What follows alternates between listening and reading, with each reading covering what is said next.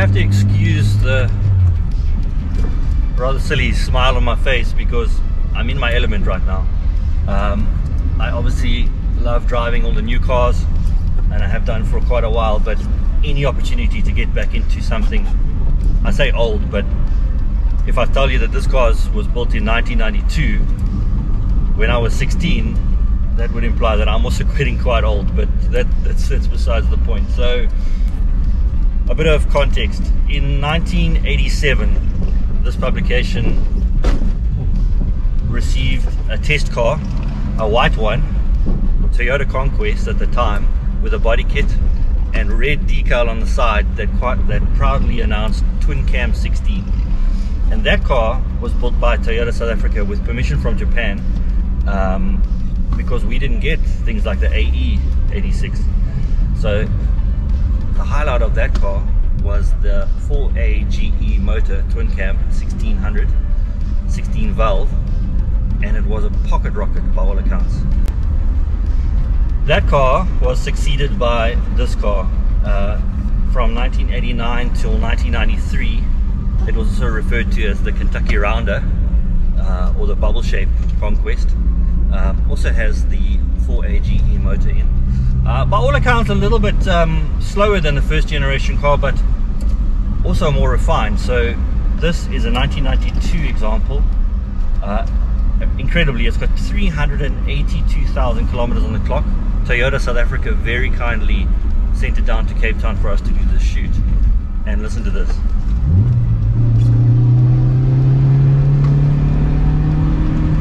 Woo. Twin cam technology at the time was fairly new. This car revs to 7,300 RPM. I feel a bit bad doing it, but quite frankly, the car can do it. Now, by the time this particular car was built, this motor was producing 96 kilowatts of power. In 1994, Toyota actually introduced an 1800 version of the Conquest RSi.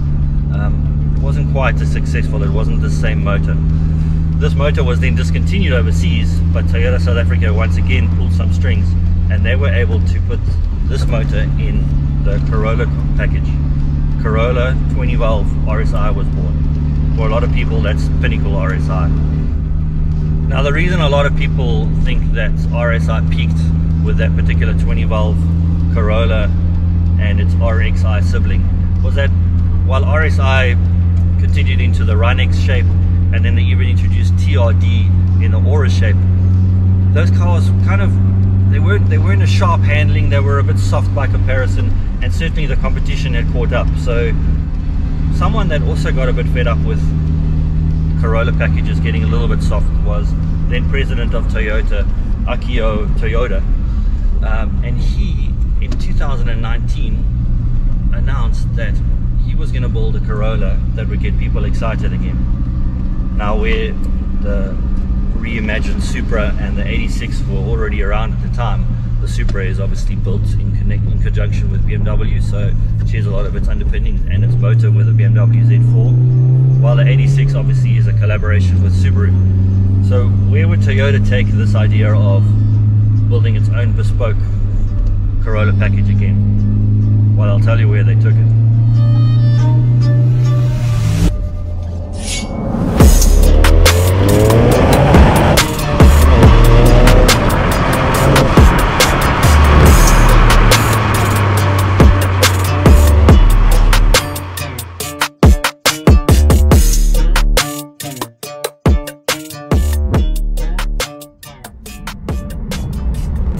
So the first port of call for Toyota was its WRC program, and in order to homologate its WRC program, it needed a Yaris, a special Yaris, of which they didn't have, so they built it.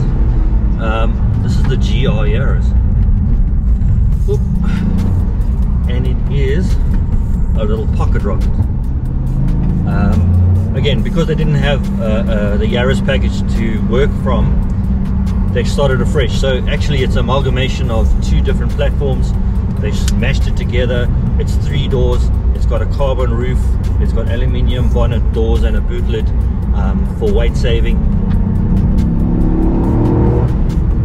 And a bit like the original RSi, its party trick, well, it's got two party tricks. One of its party tricks is its 1.6 litre 3-cylinder turbocharged motor, which is quite extraordinary.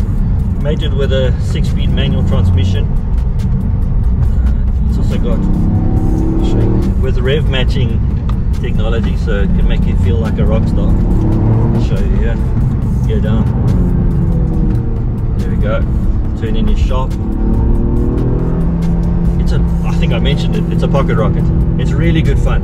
So we're talking about 198 kilowatts, 360 Newton meters. Second party trick, it's all-wheel drive.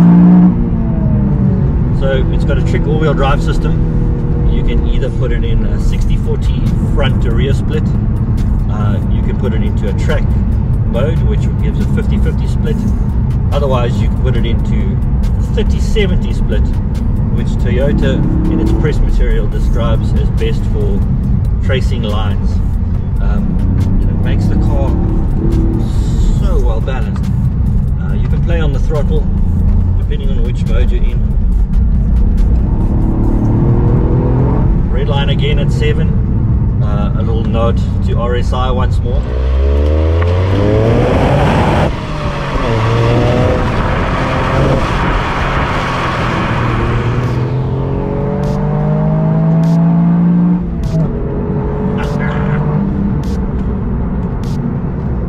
But Mr. Toyota wasn't quite finished here.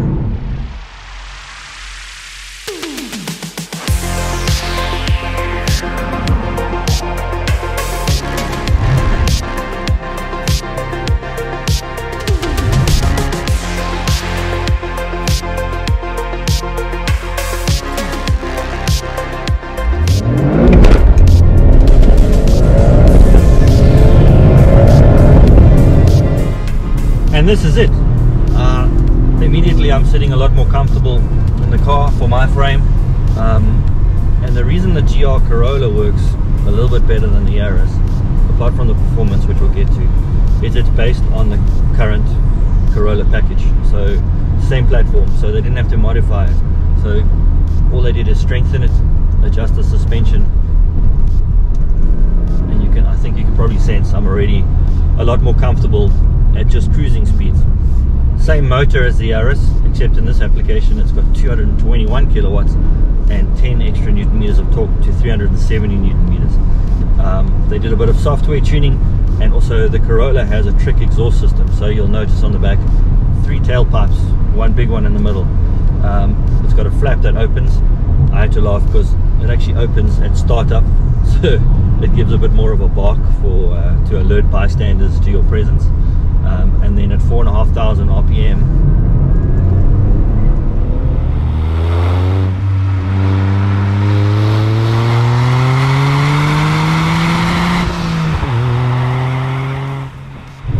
and what that does is reduces back pressure, so it helps with additional performance.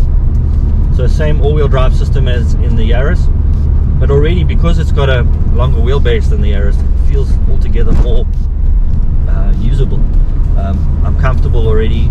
I'm not on the nose like the Yaris, which again is great for a mountain pass here and there, but in terms of living with it, this is a far more complete package for me.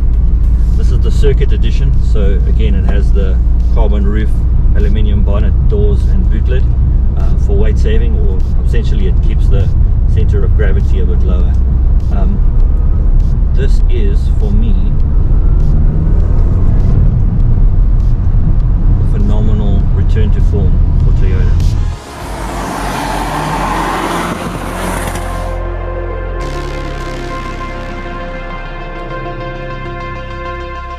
So while I can tell you that the weather didn't quite play ball, actually we had an amazing time. So it was dry enough when we drove the Conquest, and it was certainly wet enough when we drove the GR Yaris and GR Corolla.